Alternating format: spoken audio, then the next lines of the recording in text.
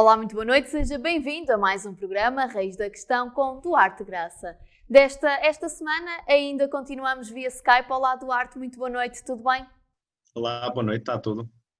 Duarte, para este programa vamos falar do tema que está na ordem do dia, que são as eleições dos Estados Unidos da América.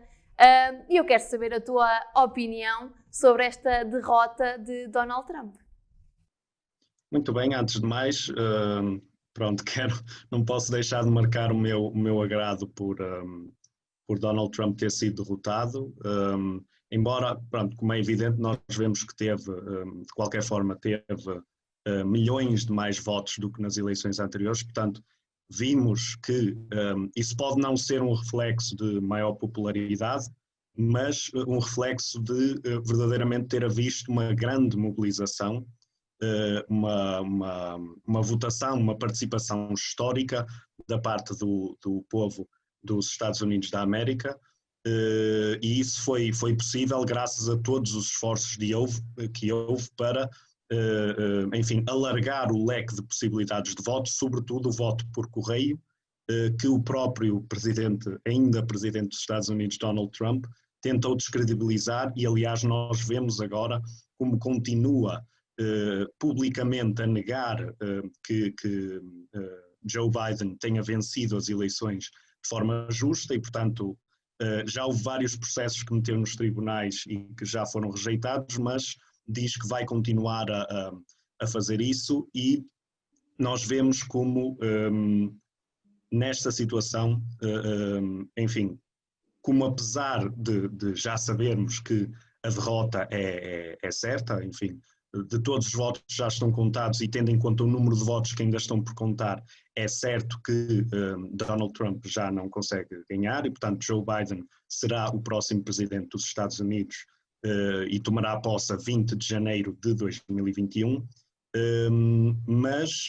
a verdade é que o que estamos a ver é não só da parte de Donald Trump, mas de muitos elementos do Partido Republicano. O que estamos a ver, sobretudo, é silêncio, que é a marca de quem, enfim, está a calcular um bocado os riscos de ou se posicionar diretamente do lado de Donald Trump. Alguns têm feito, têm lançado todas as mentiras para tentar descredibilizar o processo eleitoral, mas muitos têm estado praticamente em silêncio porque, enfim, o cálculo que estão a fazer neste momento é, tendo em conta esta mobilização histórica, que apesar de Donald Trump ter perdido, e pela contagem que existe, irá ficar no final entre 5 e 7 milhões de votos atrás de Joe Biden, a nível nacional, mas a verdade é que mobilizou uma quantidade histórica uma massa histórica de republicanos às urnas, e o que enfim, os deputados, os representantes, senadores do Partido Republicano estão a pensar agora é o risco de irem contra a vontade de Donald Trump, dizer que Joe Biden efetivamente venceu as eleições e que Donald Trump tem que o reconhecer, porque isso seria altamente impopular junto enfim, de boa parte do eleitorado republicano. O que nós vimos é que esta mobilização histórica fez com que até alguns estados que, enfim, os republicanos venciam nas eleições ou desde 92 ou desde 96, acabaram por votar mais em Joe Biden para as eleições presidenciais. Terá sido esta uma votação mais consciente, Duarte, do que a anterior? Eu acho que muita gente percebeu, antes de mais, só esta nota de maior participação significa que há mais pessoas a compreender, enfim, a importância e o poder do seu voto. Mas acho que efetivamente, embora me preocupe como é que ainda há dezenas de milhões de pessoas que conseguem votar em alguém como Donald Trump, que não cumpre, é esta a questão, não cumpre o mínimo de respeito por aquilo que é o sistema democrático, e estamos a ver isso agora, a continuar a arrastar todas as mentiras sobre o processo eleitoral, que decorreu de uma forma exemplar, é preciso dizer, e até portanto, oficiais republicanos, secretários de Estado de cada um dos Estados dos Estados Unidos. Nós estamos a ver que pessoas que trabalham mais em termos de poder local, poder regional ou poder estadual, reconhecem que este processo decorreu de uma forma exemplar e que não há prova absolutamente nenhuma de fraude. E, portanto, nós vemos, por um lado, esta mobilização histórica, mas, por outro, vemos esta tentativa extremamente preocupante e pode correr muito mal, pode agravar a tensão que já existe, que nós sabemos que existe, e, portanto, vemos esta desconfiança a ser lançada sobre o processo democrático, que é uma coisa característica de regimes autoritários. Nós vemos isto em vários regimes, em que regimes à partida democráticos, mas em que os seus líderes começam a lançar o descrédito sobre os processos eleitorais, precisamente para dizer que, enfim, a democracia só é justa se eles vencerem. E vemos Donald Trump a adotar esse comportamento. Portanto, ao mesmo tempo que vemos sinais extremamente positivos em termos da participação democrática, por outro lado, vemos todas estas questões preocupantes de quem, enfim, quer enfraquecer a democracia, porque sabe que, havendo processos justos, está visto nestas eleições, perde-as. Enfim, isso acontece, nas próximas pode ganhar um republicano em 2024, acontece, é assim que são as eleições, é assim que é o processo democrático e é importante que toda a gente o respeite. E o que vemos, eu acho que de facto existe maior consciência de que não pode haver um retrocesso naquilo que são direitos sociais, naquilo que são direitos económicos, sobretudo nesta altura que estamos a atravessar. Dezenas de milhões de pessoas nos Estados Unidos perderam o emprego e as conseguiram voltar a trabalhar, entretanto, estão numa situação altamente precária. E a qualquer altura, nós vemos os casos a atingir, o número de casos de Covid-19, a atingir recordes mundiais nos Estados Unidos. Eu julgo que ontem foram cerca de 140 mil casos num único dia, e a tendência é para agravar, e, portanto, nós vemos que a situação, em termos sociais, em termos económicos, pode piorar. E o que é preciso é que Donald Trump reconheça o resultado das eleições, embora eu não tenha esperança que isso vá acontecer em breve,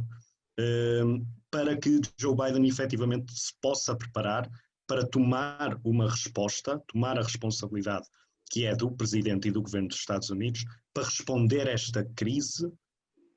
defendendo tudo aquilo que são os direitos de toda a gente nos Estados Unidos. É isso que é importante, é preservar as condições básicas de vida das pessoas, tendo em conta que a economia só pode funcionar na medida em que também proteger, tem que ser assegurada a proteção das pessoas em termos de disponibilização de máscaras, produção de álcool gel e distribuição, avanços na produção da vacina de forma segura, em que tenhamos a certeza que vai ser eficaz. Portanto, esta é a resposta que é preciso dar e eu estou convencido que Joe Biden o vai fazer. Enfim, não é de longe, não seria de longe a minha escolha preferida. Eu teria preferido o senador Bernie Sanders, que também concorreu este ano, mas acabou por desistir a favor de Joe Biden. Mas efetivamente Joe Biden, pelo menos nisto, vai ter uma resposta que Donald Trump mais não eficaz. foi capaz de dar, porque constantemente nega aquilo que é a gravidade da pandemia. Duarte, o que é que poderá acontecer caso Donald Trump continue com esta sua posição de se achar que não foi derrotado? Ele terá de assumir, terá de... Sim, exatamente. Aquilo que eu tenho tentado acompanhar os meios de comunicação nos Estados Unidos e aquilo que se passa junto das pessoas que estão mais envolvidas no processo, e aquilo que toda a gente, enfim, a não ser as pessoas que estão do lado de Donald Trump, estão a reconhecer é que, independentemente de Donald Trump assumir a derrota ou não, no dia 20 de janeiro de 2021 vai ter que sair da Casa Branca.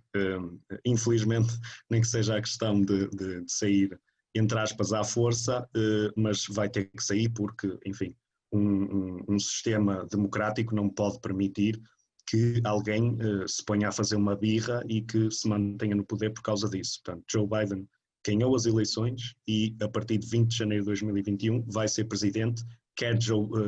Donald Trump o reconheça ou não. Ou seja, Donald Trump não se pode lembrar agora que quer fazer confinamento na Casa Branca. Ora, exatamente. Apesar de ser, pelos vistos, a estratégia que está a tomar, tendo em conta que tem andado desaparecido, coisa de que acusava Joe Biden antes das eleições, curiosamente. Muito bem, Duarte. Aqui fica a tua nota sobre este tema das eleições nos Estados Unidos da América. Passamos agora para o segundo tema aqui do programa de hoje, que é a precariedade no trabalho, correto? Exatamente. E em relação a esta questão, enfim, nós temos visto aquilo que tem sido, em termos da crise pandémica, o problema em termos de desemprego e desvinculação laboral que tem provocado, porque, enfim, nós sabemos que grande parte do trabalho em Portugal é baseado em contratos precários. Portanto, as pessoas são contratadas de X em X tempo, apesar de estarem a exercer funções que são uma necessidade permanente nas empresas para as quais trabalham, e eu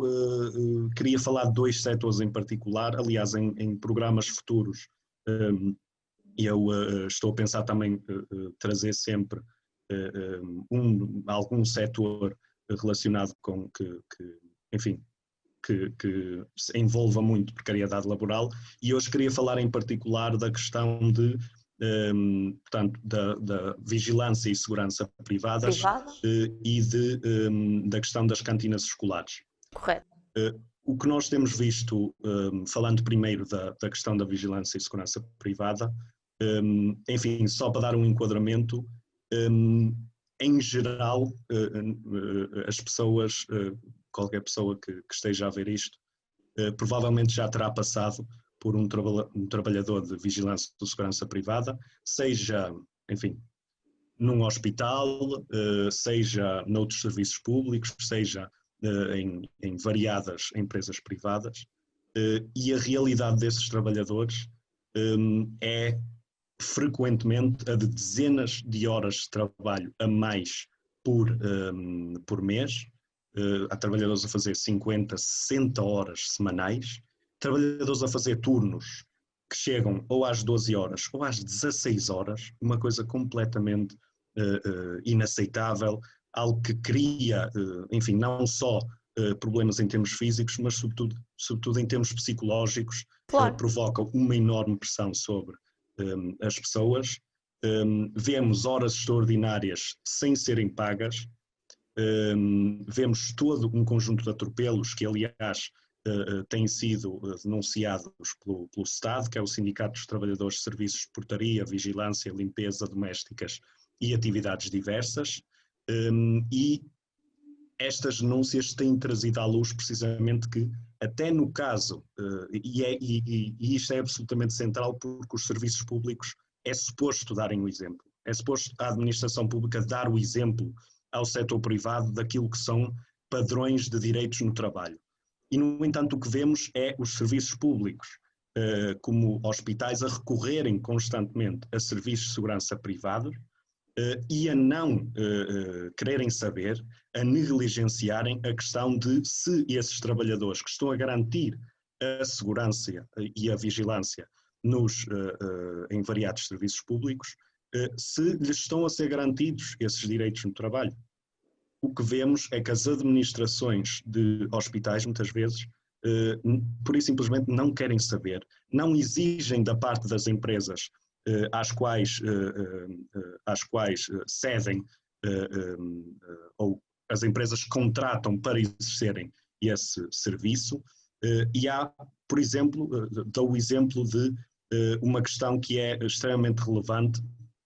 em relação à vigilância e segurança privada, que é a chamada transmissão de estabelecimento, que é quando, imaginemos um hospital, abre um novo concurso e altera a empresa que contrata para fazer a vigilância ou a segurança, os trabalhadores têm o direito, ou seja, os trabalhadores da empresa anterior têm o direito a decidirem ser contratados pela nova empresa que foi contratada, para continuarem a trabalhar no mesmo local e a exercer o mesmo serviço. É um direito desses trabalhadores. E, no entanto, o que temos visto é, sistematicamente, quando há alteração da empresa que faz o serviço, sobretudo no que toca a serviços públicos, sistematicamente as empresas recusam-se a reconhecer o direito a esses trabalhadores. E isto tem sido denunciado por sindicatos, por trabalhadores, já houve concentrações, amanhã haverá uma concentração no Porto de trabalhadores da vigilância e segurança privada, precisamente para denunciar este tipo de questões, e nós estamos numa altura em que efetivamente, enfim, se agrava ainda mais estas condições, porque as empresas, aquilo que lhes interessa neste momento, ou devo dizer, sobretudo a quem é dono dessas empresas, não é? É preservar, enfim, os seus ganhos económicos sem terem em atenção aquilo que são as necessidades dos trabalhadores. E isto aplica-se também, para passar agora para a questão das cantinas escolares, aplica-se também às trabalhadoras e aos trabalhadores de cantinas escolares. Para também dar um enquadramento, de acordo com portanto, uma federação sindical, a FESAT, a Federação dos Sindicatos de Agricultura, Alimentação, Bebidas, Hotelaria e Turismo de Portugal, cerca de 90% das pessoas que trabalham em cantinas escolares trabalham sob contratos precários, ou seja, são contratadas seja trimestralmente, semestralmente ou de ano a ano. Aliás, eu lembro-me, quando eu andava no secundário, na escola secundária de Paredes, lembro-me de uma vez perguntar a trabalhadores da cantina de lá, precisamente sobre esta questão, e a resposta foi, enfim, todos os anos são dispensadas e voltam a ser contratadas no início do ano. É absolutamente inaceitável. Nós percebemos, e eu acho que as pessoas percebem, e sobretudo nesta altura, em que muitas crianças dependem da refeição escolar, muitas vezes é das poucas refeições que têm ao longo do dia, percebemos a importância que têm estes serviços das cantinas escolares, seja no ensino básico, no secundário, seja no ensino superior, e portanto um serviço que é ainda mais importante assegurar nesta altura, para que essas crianças tenham direito a refeição e a uma alimentação saudável, e como é evidente, quem garante esse serviço são as pessoas que trabalham, são os trabalhadores das cantinas escolares que garantem esse serviço, e é um absurdo, sobretudo no domínio da administração pública, no que toca a escolas públicas, a universidades públicas, que estes trabalhadores, enfim, sejam ou subcontratados a empresas privadas, ou que sejam contratados de ano a ano, de semestre a semestre, ou de 3 em 3 meses, pelo próprio Estado, para fazerem um serviço que é necessariamente permanente. As cantinas escolares são precisas, como é evidente, a todos os anos, a todos os semestres, diariamente, a todos os trimestres, diariamente. É um serviço fundamental e as pessoas que o garantem devem ter o direito à estabilidade nas suas vidas, a saberem que vão ter aquele rendimento, que vão poder continuar a ter aquele posto de trabalho, do qual dependem para fazer face às suas próprias despesas. Portanto, ainda há cerca de 2 semanas houve uma greve nacional de trabalhadores de cantinas escolares, e é muito importante que se façam ouvir e que, enfim, todas as outras pessoas sejam solidárias com isso, porque, como é evidente, este tipo de serviços, e agora englobando, seja a questão da segurança e vigilância privada, seja a questão das cantinas escolares e muitos outros, nós vemos como a própria administração pública, como o próprio governo, ou muitas vezes até empresas públicas ou autarquias, recorrem a trabalho precário, quando na verdade as pessoas que contratam estão a exercer um serviço que é fundamental e, portanto, têm todo o direito à estabilidade no posto de trabalho, à estabilidade de um rendimento digno. E, portanto, eu queria chamar a atenção a estas questões, como já referi, há muitas outras e podemos ter a oportunidade de falar delas, mas é muito importante que toda a gente saiba o quão mal estão a ser tratadas muitas pessoas por quem passamos, seja numa cantina, a quem pedimos enfim, a quem dizemos se queremos o prato de carne ou o prato vegetariano, ou aquelas pessoas por quem passamos à entrada do hospital e que nos indicam o caminho para onde precisamos ter uma consulta. É importante que tenhamos a sensibilidade para a situação destas pessoas e que também nos façamos ouvir em solidariedade com elas, para que tenham efetivamente direitos no trabalho e um salário digno. Claro que sim, Duarte, porque estes tipos de contratos colocam uma instabilidade permanente na vida destas pessoas e não é favorável. Muito bem, Duarte, muito obrigada por mais um programa. Hoje cumprimos os temas, conseguimos concluí-los, portanto estamos a melhorar aos pouquinhos. É isso mesmo. Duarte, muito obrigada, muito boa noite. Quanto a si que está desse lado, muito obrigada por ter acompanhado mais um programa Reis da Questão com Duarte Graça. Já sabe que pode ver e rever em 91canal.pt ou então na sua rede social favorita. Tenha uma boa noite.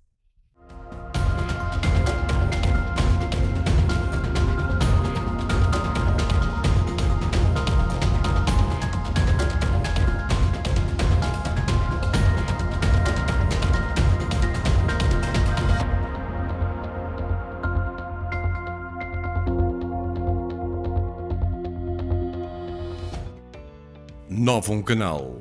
Sempre novão, sempre seu.